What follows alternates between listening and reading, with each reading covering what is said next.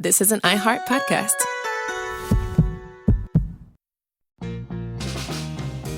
Let's be real.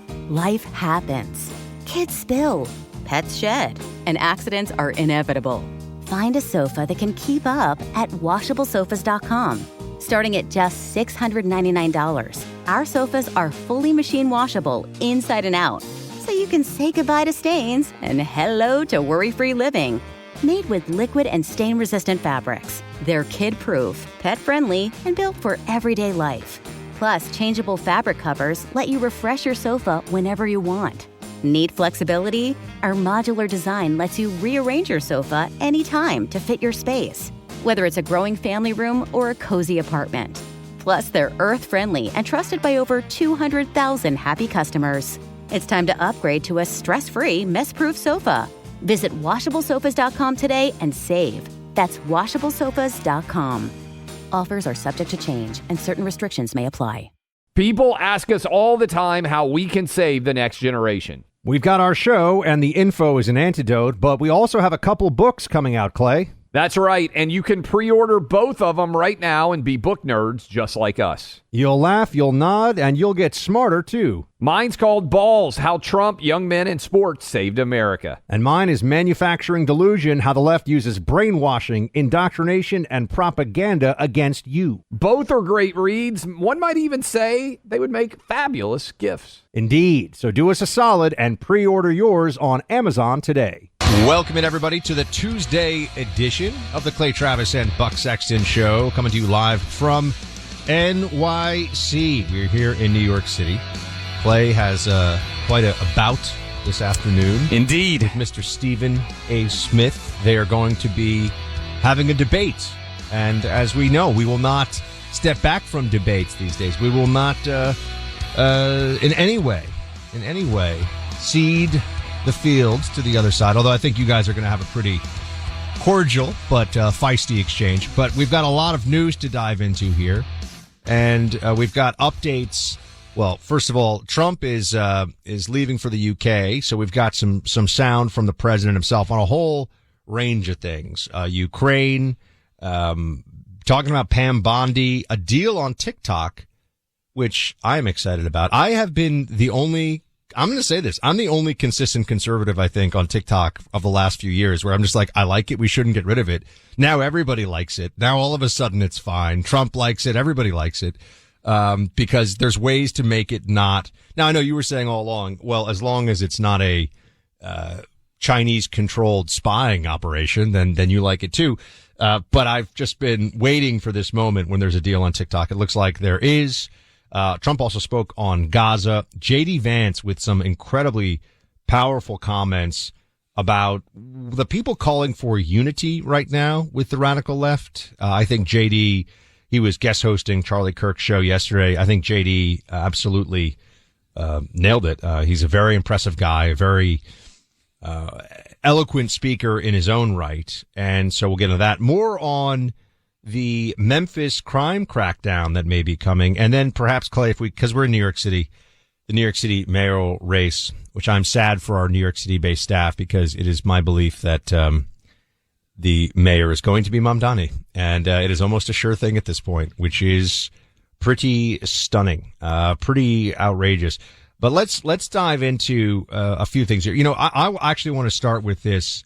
So this is kind of a longer clip because I wanted you to hear the whole thing. But JD Vance, when he was guest hosting the Charlie Kirk program yesterday, JD Vance talking about this, because here's what I think is very frustrating for me, for you, Clay, for a lot of people right now. You had Charlie, who was doing debate, discussion, created a marketplace of ideas, a forum for ideas, and he was assassinated. And now you have all these people who are saying, well, we just need a marketplace of ideas, or, you know, we just need to tone things down and get into an exchange. Well, hold on a second. We were doing that. It's the other side that was not doing that, and is not willing to do it even still. Here is JD Vance. This is cut 9 with something I just think you all really need to hear. There is no unity with people who scream at children over their parents' politics. There is no unity with someone who lies about what Charlie Kirk said in order to excuse his murder. There is no unity with someone who harasses an innocent family the day after the father of that family lost a dear friend. There is no unity with the people who celebrate Charlie Kirk's assassination. And there is no unity with the people who fund these articles, who pay the salaries of these terrorist sympathizers, who argue that Charlie Kirk, a loving husband and father, deserved a shot to the neck because he spoke words with which they disagree. Did you know that the George Soros Open Society Foundation and the Ford Foundation, the groups who funded that disgusting article justifying Charlie's death, do you know they benefit from generous tax treatment? They are literally subsidized by you and me, the American taxpayer. And how do they reward us? By setting fire to the house built by the American family over 250 years. I am desperate for our country to be united in condemnation of the actions and the ideas that killed my friend. I want it so badly that I will tell you a difficult truth. We can only have it with people who acknowledge that political violence is unacceptable, and when we work to dismantle the institutions that promote violence and terrorism in our own country. I think, Clay, he absolutely nails it, but also the both sidesism has switched from both sides do political violence to both sides need to calm down and look for unity. No, it's this both sides thing is not going to fly. I just can't get past the fact that we have an entire base of the left wing that has celebrated this assassination. There's always going to be crazy people. There's always going to be lunatics. But the idea that huge portions of the Democrat base have taken to social media, have exulted across the entire internet in this assassination. I mentioned last week, I bet almost every single one of you has someone in your larger friend or family network who, if you go on Facebook, you have seen somebody and kind of been in disbelief that it could be happening. And that's the part, Buck, that I can't get over, that I can't get past, and frankly, that I think is the most indefensible aspect of this at all. And just play along with me on this, in this world. If Barack Obama had an ear clipped by a bullet fired by a would-be assassin, if a month later somebody else had tried to kill him, and then in the same roughly year period, 14 months, one of the top advocates for Barack Obama had been assassinated at a free speech event, is there any way at all that the left would be saying, hey, we need for everybody to tone down the political violence? And then you toss in all of the blue sky celebrations, all of the Twitter celebrations. They are banning people on Reddit for condemning the assassination. Let me repeat that. On some of these forums that are moderated on Reddit, they are actually banning posters who are condemning the assassination. Remember what happened after January 6th? They wouldn't let Trump have an Etsy account or have a, what's the thing where they do like the poster boards and Pinterest. Yeah. They banned him on every social media platform. They shut him down on Twitter, on Facebook, on all the Instagram, all the big ones. Many of you out there, they restricted as well. I don't believe in free speech restrictions, but just look at how the left responded to Jan 6th, condemning wholeheartedly huge swaths of America as violent extremists. And now, after they engage in violent extremism, the topic is, oh, we got to tone down the violence. Well, actually, why don't you address your own house and the fact that this is the logical consequence of calling a man Hitler and all of his supporters Nazis for a decade? This guy wrote anti-Nazi slogans, anti-fascist slogans, pro-trans slogans on the bullets that he used to kill Charlie Kirk, the casings. I'm sorry, I'm not willing to say we have a mutuality of violence issues here. The left is uniquely right now violent and driven by the rhetoric of the Democrat Party. No one out there is calling Mamdani Hitler. Nobody is calling Chuck Schumer or Kamala Harris or any of the leaders of the Democrat Party morons. Yes, Bad faith arguers, yes. But that is focused on what they're saying, not them as individuals.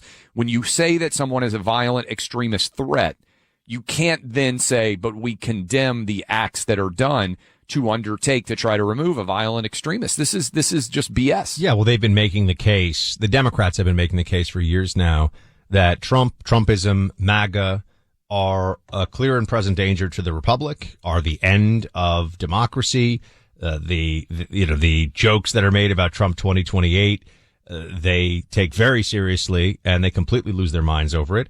And I think that finally what we've seen is, people refer to normies, the people who aren't really that involved in politics day to day.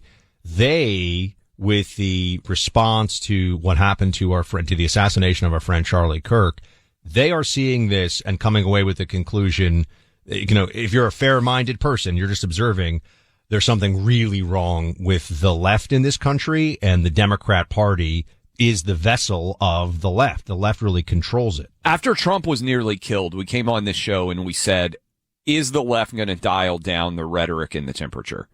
And within a couple of months, the answer was no. They were right back to Trump is Hitler. Trump is a fascist. Democracy is going to end if Trump is elected president. There's not going to be an election in 2026. There's not going to be an election in 2028. They went right back to the same arguments they were making that I believe motivated the assassination attempts.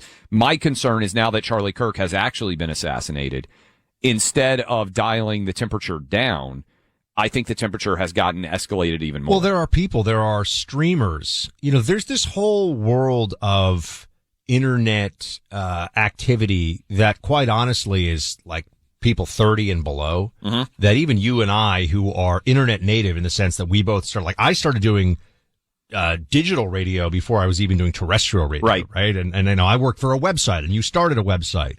And we understand the internet. We're not old guys that are like, what's the .com thing? Right, exactly. We're not running around with our AOL emails. Just kidding. Some of you, I know, my mom has an AOL email. Don't worry. They're still cool. But there are corners of the internet, Discord, Reddit, that have become, clearly centers of left-wing radicalization on some of these issues, where people are encouraging each other and sharing certain things. And it's just interesting to me as well, Clay, that during the Biden administration, we recall there was the disinformation czar position that they used. Nina Jankowicz, was that her name? Yeah. Soviet Mary Poppins. Yes. Remember? Yeah. The efforts to shut down disfavored speech. You mentioned what they did to Trump. I mean, they did this to an actual president. Yes. They kicked him off of social media platforms. While he was in office, they would not allow him to communicate. So I also think that there is there's not really a willingness to have rules in place for how our side conducts itself to try to get accountability that will always just be used against it. I'm reminded of the quote from Children of Dune, which is not the original Dune, but it's one of the follow-ons. I think it's Frank Herbert. It's when I am weak, I demand freedom because it is according to your rules. When I am strong, I demand obedience because it is according to my rules. That's roughly the quote.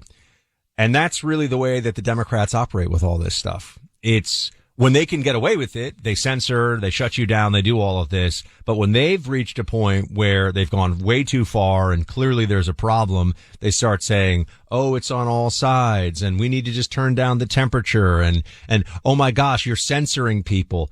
I mean, censoring people.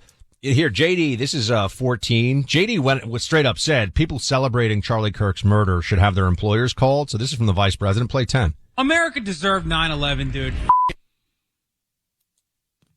What? So when you see someone celebrating Charlie's murder, call them out. And hell, call their employer. We don't believe in political violence, but we do believe in civility. And there is no civility in the celebration of political assassination. Anyway, so yeah, the reality here is the employers being called, Clay. Democrats were fine with people being fired for hand gestures that meant nothing. Democrats were fine. Like we've gone through all of this, and basically now that they don't have the power, now that they don't have the power to do what they want to do anymore, there's a problem. I think, again, we'll get into this, but they're panicked a little bit because they recognize, the ones that are intelligent enough, that they have a toxic, violent culture on the left that they have created. And they're trying to still argue that this assassin was motivated by right-wing politics. And in fact, it's working. We should get into this. There's polling out there that suggests, again, you guys know, because we try to be honest with you and share the full scope of stories. You understand what all the data reflects, what all the evidence is marshaled, that this was a crazy left-winger. A lot of Democrats actually believe that this was a Republican that assassinated Charlie Kirk. Their lies actually have cogency and success. We'll dive into that a little bit here in a minute. But it was nearly 2 years ago. Terrorists murdered more than 1,200 innocent Israelis, took 250 hostages. Today, it seems as if the cries of those we lost and their families have been drowned out by shouts of anti-Semitic hatred. It's almost as if the most brutal attack on Jewish people since the Holocaust been completely forgotten. As the world looks away, a light shines in the darkness, a movement of love and support for the people of Israel called Flags of Fellowship. It's organized by the International Fellowship of Christians and Jews. And on Sunday, October 5th, just a few weeks away, millions across America will plant an Israeli flag in honor and solidarity with the victims of October 7th, 2023, and their grieving families. You can be a part of this movement, too. To get more information about how you can join the Flags of Fellowship movement, visit the fellowship online at ifcj.org. That's ifcj.org. Saving America, one thought at a time. Clay Travis and Buck Sexton. Find them on the free iHeartRadio app or wherever you get your podcast. Time for a sofa upgrade? Visit WashableSofas.com and discover Anabay, where designer style meets budget-friendly prices, with sofas starting at $699. Anabay brings you the ultimate in furniture innovation with a modular design that allows you to rearrange your space effortlessly. Perfect for both small and large spaces, Anabay is the only machine-washable sofa inside and out. Say goodbye to stains and messes with liquid and stain-resistant fabrics that make cleaning easy. Liquid simply slides right off. Designed for custom comfort, our high-resilience foam lets you choose between a sink-in feel or a supportive memory foam blend. Plus, our pet-friendly, stain-resistant fabrics ensure your sofa stays beautiful for years. Don't compromise quality for price. Visit WashableSofas.com to upgrade your living space today with no-risk returns and a 30-day money-back guarantee. Get up to 60% off plus free shipping and free returns. Shop now at WashableSofas.com. Offers are subject to change and certain restrictions may apply. Now you can stream Fox News live on the Fox One app. Stay on top of breaking news and the biggest stories live as they happen, all from the Fox voices you trust, bringing you the coverage you won't find anywhere else. Start your 7-day free trial today. Offers are subject to change. Go to Fox One for complete terms and conditions. Fox One, we live for live, streaming now. Hey there, I'm Mary Catherine Ham. And I'm Carol Markowitz. We've been in political media for a long time. Long enough to know that it's gotten, well, a little insane. That's why we started Normally, a podcast for people who are over the hysteria and just want clarity. We talk about the issues that actually matter to the country, without panic, without yelling, and with a healthy dose of humor. We don't take ourselves too seriously, but we do take the truth seriously. So if you're into common sense, sanity, and some occasional sass, you're our kind of people. Catch new episodes of Normally every Tuesday and Thursday on the iHeartRadio app, Apple Podcasts, or wherever you listen.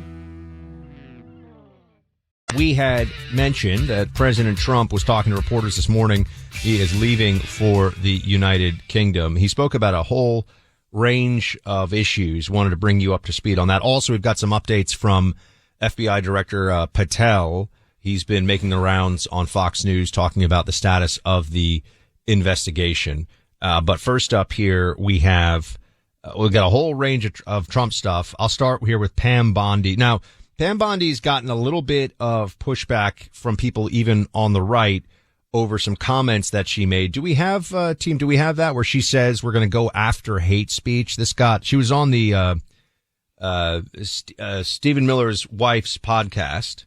Katie, thank you. And was on that podcast. Yeah, we have that here. Play what she said on the podcast. There's free speech and then there's hate speech.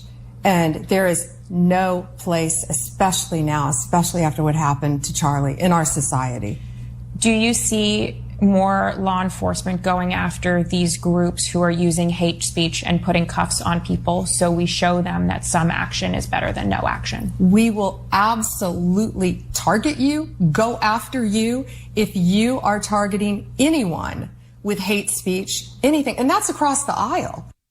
I think she means incitement to violence, which is a very specific thing. I hope. Hate speech, there's not a hate speech exception to the First Amendment. Now, this is where everyone seems to get, Clay, in this discussion. Not everyone, but people seem to get maybe sometimes intentionally confused or they conflate things. It is one thing to say that you publicly state something and your employer chooses to look, you or I. Yes. We're here on the radio. There are things we cannot say on the radio. There are words, for example, we could not say without repercussions. We would get in trouble because of the FCC. That's right. Right. So we accept that as part of, because this is a time and place, restriction on our speech. But also when you're working for a private employer, especially if you're an at-will employee, they can decide that you reflect poorly on them as an employee and they can fire you. That is a different thing than the government is going to go after you and lock you up because you said things that are very, very mean or very, very gross, talking about the hate speech thing. Remember, the left says that hate speech is using the wrong pronouns for trans individuals, right? So if we're going to get into this, we can't even define, or rather there is no working definition of hate speech. It's just whatever the people in power don't like. So I'm a little surprised that the AG said this. I think that I'm not actually even sure what she thought she was saying with this. I'm confused by where she's going with it. What we don't need. So let me take a step back and hit it two different ways. One, Europe has hate speech codes that they're trying to apply now. That's how you end up when a comedian gets off an airplane flight in London having 5 police officers to wait for him. If you remember that story, which wasn't very long ago, that a British comedian was accused of hate speech for addressing trans-related issues. And we have seen 60 Minutes went into Germany with their cameras and followed as people were arrested for things that they posted on social media, which I believe were clearly political speech. So I think she's wrong here. 2, and this is where I'm not happy with this. It is natural to respond emotionally to awful things. It is 100% natural. Anybody who listened to this show last week knows that we were strongly and deeply emotionally impacted by what happened to Charlie. But the Attorney General of the United States cannot be in a position where he or she is responding emotionally when it comes to putting in place the principles of the law under which we are all living. And so I'm disappointed by the way that the Attorney General of the United States spoke here. Now, to your point, if she were inarticulately attempting to address, which is, again, she's a lawyer, she should be more articulate on this. If she were attempting to say there is a difference between call to action for violence, incitement, as you said, and political speech, that is true. You can't go on and say to you or me, or we couldn't say this on the show, hey, I disagree with this political opinion and you should kill that guy for saying it. That's not protected speech. Death threats are not protected speech. There is criminal element that moves towards incitement. And if she's trying to address that, she inarticulately did it. Right. I think that's what I'm leaning toward. Yes. I think that's what she was trying to say. What her intent was. So she has to know that conservatives, we've been trying to get rid of, the right has been trying to get rid of hate speech laws. And for example, the fact that there have been people arrested for putting skid marks on a correct pride flag on the road, painted on the road. No, that's insane. Okay. You can't do that. Or that people would get arrested for burning like the trans flag. You know, this is a discussion we had recently. So I think she was just saying something else, but it didn't really come out very well. But Trump spoke. This is what was making me think of this. Trump spoke about it. This is cut 4, and also about Kash Patel. So let's hear what the president has to say. First of all, I think that Pam Bondi has done an unbelievable job, and everybody agrees with that. And Cash, if you take a look at what he did with respect to this horrible person that he just captured. He did it in 2 days. It took other similar cases 4 days, 5 days, 4 years. If you look at certain shooters. Now, I have confidence in everybody in the administration. My administration, and a lot of people are saying it, not just me. It's so far the best administration ever formed. So the people who are saying that Director Patel is about to get the boot, including I think Cory Booker said that. He said Trump's going to leave you high and dry, or he's going to kick you to the curb, something like that. Trump is standing with his people and not backing down at all. Yeah, I think a lot of that criticism came out because, to be fair, Cash tried to be overly informative on social media about the people who were being taken into custody. And there were 2 people, if I remember correctly, Buck, that were taken into custody that, at least the way that it was released, was, hey, we think we have the shooter. And neither of those individuals were, in fact, the shooter, and both were released. Now, obviously, they have the shooter in custody. I think if Cash Patel could go back, he would say, hey, I wish I had been a little bit slower in the way that I posted about some of these arrests. But I think his goal was, as the FBI director, to over-communicate with people so it didn't look like we were hiding the ball or to allow conspiracies to take root. And so I think that was the intent. I can also point to previous instances where the FBI was delaying, and it looked like delaying so that they could politicize. It looked like they weren't releasing. I'm not talking about under this Trump administration, but you can go back and think about, for example, Clay, I don't know if you remember the Pulse nightclub shooting under I think it was the Obama administration. This is going back quite a ways.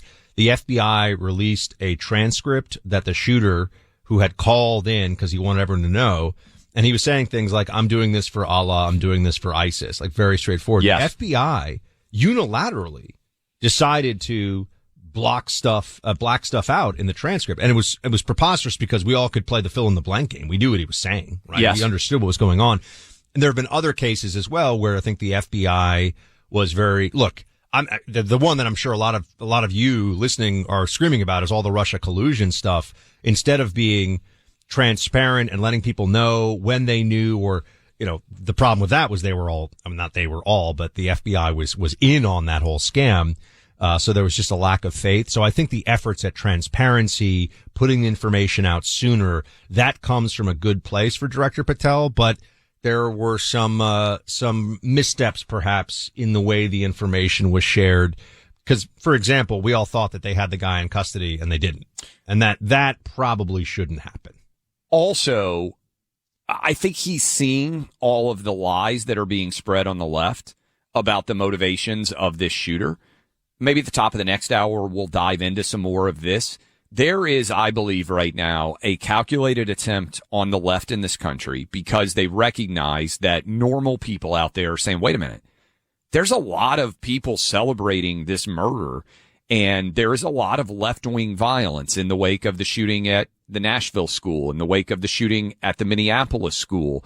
And you can be a left-wing malcontent, but his motivations, this shooter, appears to have clearly been fueled by left-wing attacks on Charlie Kirk, on Donald Trump, on people like you and me as Hitler and Nazis and fascists and all of these things. And so I think they're trying to intentionally confuse people as to where these motivations are coming from. So I think the goal of Cash Patel and Dan Bongino is to try to get the truth out. Well, that's absolutely what's going on. There's an intentional effort by the media so that they can avoid the ideological accountability of, because remember, they have been saying stuff. CNN, the New York Times, Washington Post, the biggest Democrat aligned media outlets. It's interesting. We used to call them the mainstream media. We got rid of that because why do we say they're mainstream, right? And then it was legacy media, but that felt a little too exalted for them. We don't have really a good term for, I don't know, maybe lib media. My point though is they have been saying stuff, Clay, for years that if somebody really believed the gap between reading this stuff and thinking that you need to take imminent action is far too small. If somebody says that the president is a Nazi, the White House is full of white supremacists, there's not going to be another election, and they're going to be marching, they're going to be marching you off into, some kind of camps because you're a Democrat, whatever, the crazy stuff that they say, fascism. They use the term fascism all the time. The people that say that, by the way, I think just have very little understanding of what a fascistic society is like. One thing that's not true in fascism is you get more famous and more money in the media if you are bashing the regime all the time, and that it's like a good, at least it was previously for them, a good strategy. But I think that this is the big difference. When they do the both sidesism thing, the mainstream thinking among the Democrat Party when it comes to Trump, MAGA, all of it, is extreme and delusional.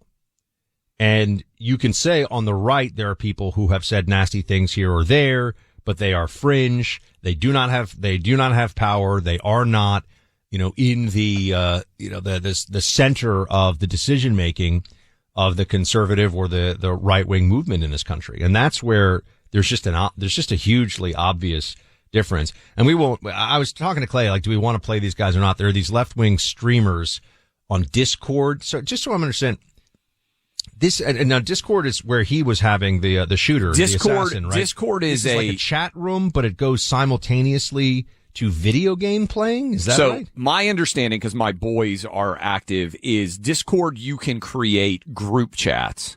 And the group chats on Discord are basically private message boards that can be very large.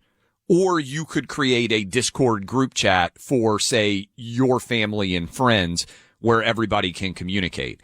My understanding is that he was active in trans-related Discord group chats, some of which can be very substantial in scope. What is different is, again, this is me trying to dive into the internet here and explain differences. Reddit is basically an online message board where everybody can see what is posted.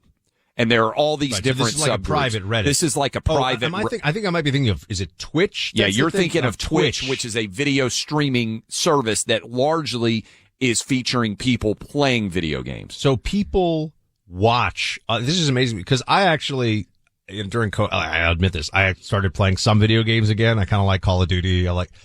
But the idea that I would sit there and watch somebody else play video games it makes no sense to me at all. But this is a big, the communities that do this are huge online. My boys love to watch video games be played. Now they would say this is how you learn how to do things on the games because these guys are super skilled, whether it's at playing Madden, FIFA, or Roblox and Fortnite and all these different things. And I asked my boys about that and they said, well, Dad, you watch a lot of sports and that's just other people playing sports. Why is it weird to watch people play video games? And I was like, well, so interesting argument. You and our generation, we didn't have the ability to watch other people play video games. This is actually an outgrowth. The thing that was crazy to me that they would watch is other kids opening presents. But this is clearly, this is their generation. The hard left of Gen Z. This is kind of where they're on Discord and this Twitch thing. And they have people that have become very prominent with large followings who are really bad dudes. And they're in this part of the internet. Like Clay and I've never been on Twitch. I've never been on Discord. And I barely have ever. Same for me. I've never used Reddit. I've had it come up in search, but these other things, this is a place where radicalism of the left is thriving on the internet. And that's really what I think is. Reddit is maybe the furthest left wing of all of the social media sites on the internet. And you might say, well, why do I care? Reddit is one of the top sources now for AI information. That sounds scary, but if you're worried about what the algorithm is going to spin out, an algorithm is only as good, and AI is only as good as the information that is inputted. And Reddit is a toxic place when it comes to left-wing dominance of the conversation. Look, let me tell you, there's a home burglary about every 30 seconds in this country on average until the cops show up. How would you defend yourself or your family if this happened to you? Our sponsor, Sabre, makes non-lethal self-protection tools. We've got them in the home because if Sabre makes it, guess what? We have it.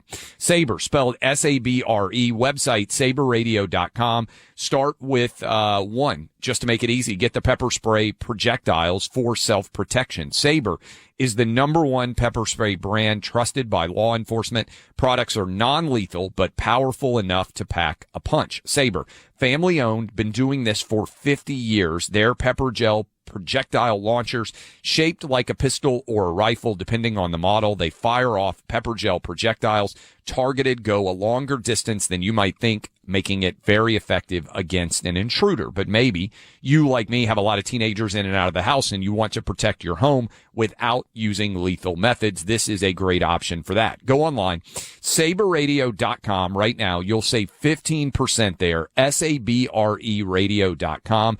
You can also call 844-824-SAFE. That's 844-824-SAFE. Patriots, radio hosts, a couple of regular guys. Clay Travis and Buck Sexton. Find them on the free iHeartRadio app or wherever you get your podcasts. All right, welcome back into Clay and Buck. We've got an update on a different assassination case than the one we've been very focused on for the last few days. The Luigi Mangione case, the alleged assassin of the United Healthcare CEO. And I just want to update you. Well, update you on what happened, and then you'll hear about what it sounded like outside the courthouse here in New York, where we are for this week. A judge has thrown out the top counts in Luigi Mangione's state murder case, rejecting claims the accused killer can be charged as a terrorist, in a huge blow to prosecutors.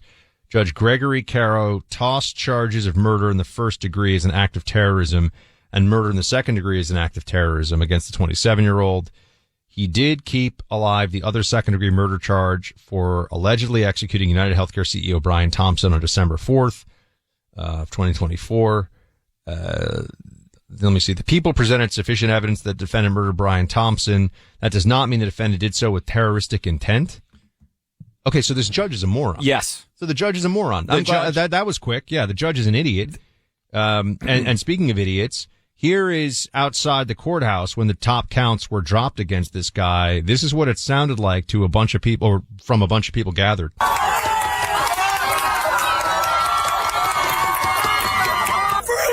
Luigi! Free! Luigi! Free! Luigi! Free! Luigi! Free! Luigi! I have a lot of feelings about this, Clay. One thing is, you know, the whole both sidesism.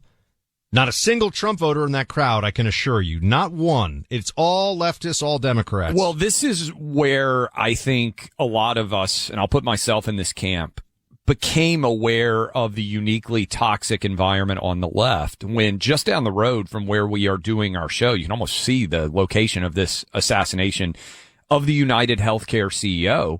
A lot of people defended it on the left and said, well, insurance companies are really frustrating, so the CEO should have expected that he might get killed. And even said it's a good thing. And they tried to turn Luigi Mangione into a heartthrob because, remember, it took multiple days to catch him because he had done the shooting wearing a mask and immediately fled. There's the bike racks right outside the front of this building where he grabbed a bike and then vanished. Yeah, we're right here in Midtown near where the assassination occurred, so we know that street very well. And I think about, well, one, the assassin of Charlie Kirk, him and his, we'll talk more also about, they're looking into who else knew and what did they know and was anyone aiding and abetting in any way. We'll get to that in the third hour. But Clay, they certainly were aware of these in the Discord chats, which yes. I'm learning about what Discord is, certainly were aware of Luigi. And wasn't there a joke made, you know, don't go to a McDonald's or something among them because that's where Luigi got caught? I think he was that's right. McDonald's. He got turned in by a guy who recognized him at I think it was a Pennsylvania area kind of rural location where the guy recognized him. And I just, again, there, to your point, there is no equivalent to this on the right. I can't remember a situation like this where we've seen a reaction. Right-wing people don't cheer for murderers. That's just the reality in America today. All right, mark my words on this. 2 weeks from today, September 30th, you'll be hearing a whole lot more about the size of our federal government deficit. That's because that date marks the end of our government's fiscal year, and our Congress has not yet passed a budget bill for the following year. Will the next budget push our federal deficit higher? If so, that's only going to benefit the price of gold. It's going to go up again. Whether you do it as a hedge against inflation or just because you know it's time to diversify, Birch Gold Group believes every American should own physical gold. Until September 30th, if you're a first-time gold buyer, Birch Gold is offering a rebate of up to $10,000 in free metals on qualifying purchases. To claim eligibility and start the process, request an info kit now. Just text my name, Buck, to 989898. Plus, Birch Gold can help you roll an existing IRA or 401k into an IRA in gold, and you're still eligible for a rebate in free metals of up to $10,000. Diversify with gold like I do. Text my name, Buck, to 989898. Claim your eligibility today. Again, text Buck to 989898. Let's be real. Life happens. Kids spill. Pets shed. And accidents are inevitable. Find a sofa that can keep up at washablesofas.com. Starting at just $699. Our sofas are fully machine washable inside and out. So you can say goodbye to stains and hello to worry-free living. Made with liquid and stain-resistant fabrics. They're kid-proof, pet-friendly, and built for everyday life. Plus, changeable fabric covers let you refresh your sofa whenever you want. Need flexibility? Our modular design lets you rearrange your sofa anytime to fit your space, whether it's a growing family room or a cozy apartment. Plus, they're earth-friendly and trusted by over 200,000 happy customers. It's time to upgrade to a stress-free, mess-proof sofa. Visit washablesofas.com today and save. That's washablesofas.com. Offers are subject to change, and certain restrictions may apply. Now you can stream Fox News live on the Fox One app. Stay on top of breaking news and the biggest stories live as they happen, all from the Fox voices you trust, bringing you the coverage you won't find anywhere else. Start your 7-day free trial today. Offers are subject to change. Go to Fox One for complete terms and conditions. Fox One, we live for live, streaming now. Hey there, I'm Mary Catherine Ham. And I'm Carol Markowitz. We've been in political media for a long time. Long enough to know that it's gotten, well, a little insane. That's why we started Normally, a podcast for people who are over the hysteria and just want clarity. We talk about the issues that actually matter to the country, without panic, without yelling, and with a healthy dose of humor. We don't take ourselves too seriously, but we do take the truth seriously. So if you're into common sense, sanity, and some occasional sass, you're our kind of people. Catch new episodes of Normally every Tuesday and Thursday on the iHeartRadio app, Apple Podcasts, or wherever you listen. Welcome back in, Clay Travis, Buck Sexton Show. Appreciate all of you hanging out with us. We are here in New York City. Down in D.C., Kash Patel, director of the FBI, is testifying on Capitol Hill. And this came out a little bit earlier. Senator Josh Hawley of Missouri was asking Kash Patel, hey, we know that this one guy has been arrested, that he is a left-wing zealot, and there are lots of suggestions out there that many people in the trans community may well have known that this attack was coming based on different social media posts, different activity out there. The investigation is ongoing. But this question, cut 40, I believe, is from Senator Josh Hawley of Missouri for Kash Patel. Listen to the answer. Here it is. In terms of what we do for an interrogation perspective, we go and reach out to the family and community immediately. And we've conducted those investigations and interrogations with local law enforcement. And we're continuing to do that because those closest to the suspect are going to hopefully know the most about the suspect and his beliefs and his ideology. On top of that, unfortunately, it has been leaked that there was a Discord chat, and for those unfamiliar with it, it's a gaming chat room online that the suspect participated in. So what we're doing, we've already done, is serve legal process, not just on Discord, so that the information we gathered is sustained and held in a evidentiary posture that we could use in prosecution should it be decided to do so. And we're also going to be investigating anyone and everyone involved in that Discord chat. Okay, very good. I see the public reports that the Discord thread had as many as 20 additional users. It sounds like you're trying to run down all of that to see if that's accurate. who else may have been on that thread, what they may have known. Is that fair to say? It's a lot more than that, and we're running them all down. It's a lot more than 20? Yes, sir. And you're running all of that to ground. Every single one. Okay, so one of the challenges here, Buck, and again, that's Kash Patel responding today, testifying on Capitol Hill, is going to be, did people know or did they not know about this plan? Because there are a lot of social media posts saying that something was going to happen to Charlie Kirk on that day. Now, what we don't know, Buck, to be fair, is Charlie Kirk speaks all over the place. Are posts like this common? In other words, were death threats against Charlie Kirk so common that people regularly said, oh, something's going to happen to Charlie when he speaks at this location or that location? I'm sure the FBI is looking into it, but the trans universe out there, that is the people that are connected to this trans individual that the alleged killer was living with, seems fairly substantial. And many of those people were very active, and they tried to scrub a lot of the commentary by deleting accounts and by deleting comments that were posted. It's going to be a big part of this investigation, I think, to find out how many people might have been involved or had pre-existing knowledge of this assassination attempt. They're going to look at everything they can and get into these Discord chats. The thing about all these electronic communications is that people think that there's security on them, meaning you can say things and the authorities won't find out. No, they can get into it, and they will. They'll get into all these different servers and see what was said.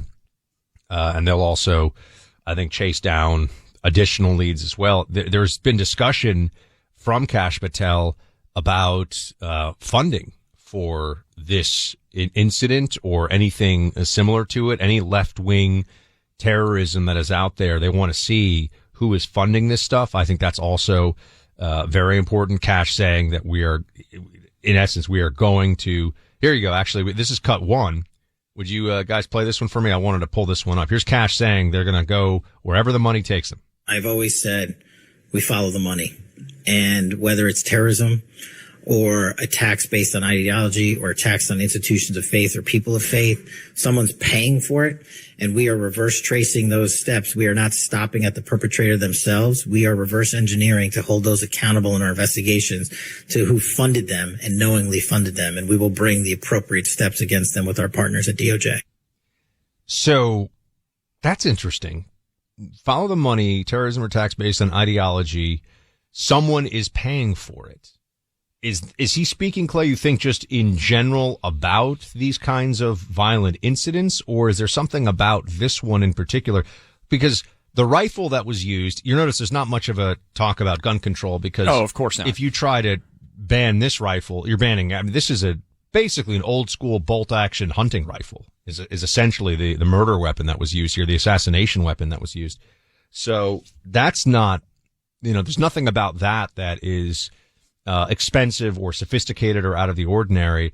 I think it's interesting. I'm not sure if Kash is just speaking about this to set a general tone that for any of these incidents, and if there's going to be in the future, let's say Antifa or Trantifa riots in neighborhoods, are they being funded by some of these shadowy carve-outs that have tie-ins to anybody funded by Soros or whatever it may be? Or is there something about this that they're specifically looking at a money trail? That's for him to bring this up. I just think it's interesting that he's talking about money in this incident, whether there's anything that they've seen that makes them think, because they're looking for co-conspirators. They're looking for people that knew. They're looking at all these different aspects of it. I wouldn't think the logistics of this would require financing, really. It's not like, jihadist terrorists. You have to get, maybe they're getting fake passports and they're getting plane tickets and they're coming over here or whatever. But there is stuff we clearly don't know yet, and that even the FBI doesn't know. They're trying to chase down. Isn't it interesting to a large extent that the mass protests have not existed for year one of Trump? I know there have been some. They had that one No King's Day or whatever it was, but it's kind of a dud. Sad exclamation point. Kind of a dud. The anti-Trump protests on Inauguration Day, you and I have talked about being in the midst of those and how sad and muted they felt. It was cold. We want to give those old ladies a cup of hot cocoa. Yeah, you know what I mean? I felt like they needed bigger coats. I felt sorry for them. Their purple hair was turning into icicles. It was sad out there. I walked into Fox News today and there were 8 or so bedraggled protesters, all 75 or older, standing outside of Fox News protesting. It is, to me, somewhat intriguing that all of the counter protests to Trump have kind of dried up. And the reason why I wonder is, did a lot of people suddenly realize that they were going to get looked into in a real way? Because remember how suspicious it always was? Some dump truck would pull up and suddenly there would just be bricks that were able to be picked up, and 2x4s and other objects of violence that just materialized for everybody.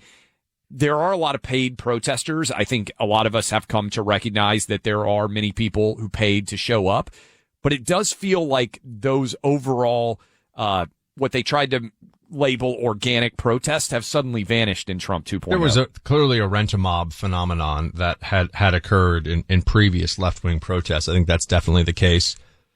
I also think that now when they look at the places where this stuff is being organized and planned out, it is in places like these Discord chats. This has become, and I think the perfect example is neither you nor I, who are very internet aware and active, are on Discord or doing any of this stuff. Certainly not on Twitch. But if you were to think about where do people in Antifa and where do those kinds of radicals find each other? I mean, I go back, Clay, to the old jihadist chat room. This was something that for a long time, and a lot of the counterterrorism investigations of call it the 2010s, around there, it all started with people who found each other. This is now jihadist terrorism we're talking about, but they found each other on a chat, and then maybe they started attending the same mosque. They'd try to go to a more radical mosque, and then maybe they would start doing a little bit of firearms training together or talking about how to build a bomb, and they would share articles from Inspire, which was Al-Qaeda in the Arabian Peninsula's propaganda arm / telling people go do terror attacks. Here's how you do it, right? But they were finding people in these chat rooms is the point. Yeah. And then it became very clear over time, FBI and other entities are very actively monitoring any terrorist conspiracies going on there. And I think that they're going to find a lot of really scary and very likely illegal stuff being discussed when they start to look at because these things tend to be linked to each other, right? This group is talking, maybe this group also has this other group, and they communicate in this online ecosystem. Well, I think what you're going to find with Discord, and I know a lot of you are not hyper online necessarily listening to us, but you basically have a series of private message boards. And I think when they now know that this Discord group chat that Kash Patel referenced exists, I think there's going to be a lot of people saying, wait a minute, to what extent should Discord chats, right? Like, and again, I understand this is getting into weeds a little bit for some of you, but Reddit is a public forum. Twitter is a public forum. That is, everybody can see what is posted on these things. So if you or I are tweeting at somebody, hey, let's get the rent-a-mob together to go bash some windows down at this place at this time, guess who else is seeing it? The cops and everybody. Yeah. So that they can track. But I wonder to what extent there's going to be questions now raised about private message board servers in Discord and the conversations that are being facilitated inside of that marketplace. Because it's bringing strangers together. And this is what I mean about the old school jihadist chat rooms. Yes. This is where people would find each other online. That's right. And then that's that would be the formation of the cell, or the formation of the sort of radicalization process would start there. And then things would follow on to that. Then the action would come instead of the old school chat room, which, now it's specifically these Discord servers. So I wonder how much of an investigation is going to go on here. And I think you're raising good, interesting questions, which are how much of these private conversations in a public forum, Discord is a company that is hosting and making money off of these, how much of them are incredibly toxic and how many of them are criminal in nature. And what is the responsibility of Discord when it comes to monitoring in some way those conversations and or for authorities to monitor those conversations. I wonder what kind of what do they call it when they have the people like moderating. Thank you, moderating. Because Facebook and these other major platforms have gotten far more savvy about moderation. They've had to, but they also, I'm sure, using not just algorithms but AI increasingly to do this stuff. Discord may be kind of the Wild West a little bit. That's the sense you get, right? It may be almost like an anything goes in this chat room, and these people feel like no one else is going to see this or find this. And as the FBI starts to kick over some of those stones, we could see some really ugly stuff. Also, reportedly, this assassin confessed in Discord. Yeah. That would suggest that he sees this group as profoundly connective tissue for him. And to your point, I wonder how much of the toxicity that we are seeing is emanating from these toxic people finding each other and driving each other to additional forms of radicalism by trying to normalize the hate that they are experiencing. Again, there's lots of hate on all sorts of social media sites, but I think there's a difference between public, that is what everybody can see, and private, which is taking place on these Discord chats. We'll talk about this. We'll play some of your talkbacks when we return. But in the meantime, when your cell phone service with Pure Talk, you're getting the best price and quality service. Pure Talk's coverage, same towers, networks, big carriers, but at a fraction of the price. My two oldest boys have Pure Talk phones. For just $25 a month, you can get unlimited talk, text, plenty of data on America's most dependable 5G network. And the average size family of four can save up to $1,000 a year when they switch to Pure Talk. How much difference would an extra $1,000 a year make at the end of the year for your family as it comes up on Thanksgiving, Christmas, New Year's? With Pure Talk's U.S. customer service team, you can also switch hassle-free in as little as 10 minutes. You can keep your phone and your phone number, and you can dial pound 250, say the keywords Clay and Buck to make the switch to save an additional 50% off your first month. Again, that's pound 250, say Clay and Buck to start saving today. Pay for what you need while not paying for things you don't need. Pure Talk, wireless by Americans for Americans. News you can count on and some laughs too. Clay Travis and Buck Sexton. Find them on the free iHeartRadio app or wherever you get your podcasts. Life's messy. We're talking spills, stains, pets, and kids. But with Anabae, you never have to stress about messes again.